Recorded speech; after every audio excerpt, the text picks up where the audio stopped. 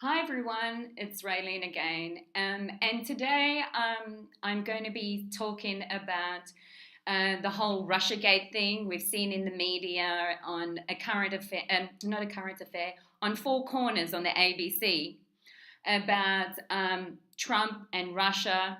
And in particular, I wanted to speak about the link between Julian Assange and Alexander Downer, who was the Australian diplomat at the time. So we've got an Australian whistleblower at the Ecuadorian embassy in London, and we've got Alexander Downer, who was the former foreign minister of Australia and then was the UK ambassador. So he was ambassador to the UK, the Australian ambassador to the UK at the time. So we have a case of that, and I wanted to speak in particular and draw in those two people in particular because Alexander Downer had drinks with George Papadopoulos in London in May 2016. And then apparently, after the second release and I say second release, of more emails about Hillary Clinton from Wikileaks, Julian Assange, well, when he announced that he was going to release them, because I believe it was only released in October. But so the interesting thing that I find was that this was nothing new. Like for Alexander Downer to take it to the FBI like it was some big Russian conspiracy seems bizarre because it wasn't the first time that Julian Assange had released emails on Hillary Clinton. In actual fact, in March of 2016, so 2 months prior to George Papadopoulos and Alexander Downer, the Australian diplomat, having drinks in London. So in March, Julian Assange had announced that there was searchable archive of Hillary Clinton's emails from like 2009 till 2014 or 15 or so. And there was like tens of thousands of emails. So I find that confusing, like, because it wasn't something like new and hot off the press. So it makes me think, what exactly did George Papadopoulos speak to Alexander Downer about? Did he speak to him more so about the fact that he was trying to organize a meeting with Vladimir Putin for Donald Trump? Because he is a young guy and he had already organized a meeting with the president Azizi of Egypt with Donald Trump. So he had some sort of renowned backing for his young self to like get things done and get a meeting done. So I'm more curious to know whether the UK and Australia diplomat Alexander Downer conspired to try to prevent that from happening, to stop any lifting of sanctions with Russia, any trade with Russia and America, or Russia and Europe, or Russia and anyone for that matter, or allies to the US anyway, trade.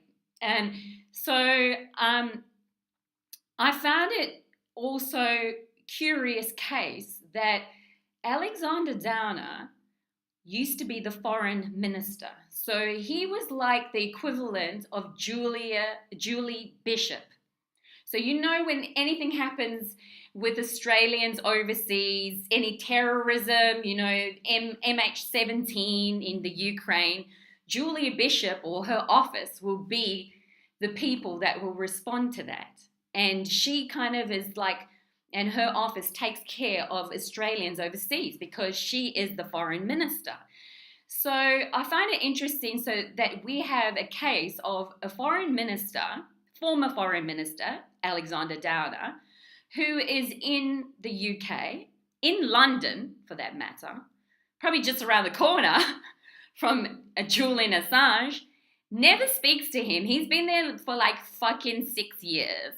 And this guy, he's like the former foreign minister, then the UK ambassador, Australian ambassador to the UK, and doesn't contact the guy, doesn't contact Julian Assange, doesn't do shit, absolutely fuck all, doesn't do anything for the guy, whistleblower. It's like, does Alexander Downer have an issue with whistleblowers? Because there is another whistleblower, Australian whistleblower, an ASIS whistleblower, so the American equivalent of the CIA, who blew the whistle about Australia spying through Australian aid on the East Timorese government regarding the contract of oil. And also to note was that Alexander Downer has also consulted to Woodside. And this was a deal that was going to be for Woodside. And so, anyways, there is an ASIS whistleblower that's caught up in all of that. Witness K, I believe it is. Not Special K, Witness K.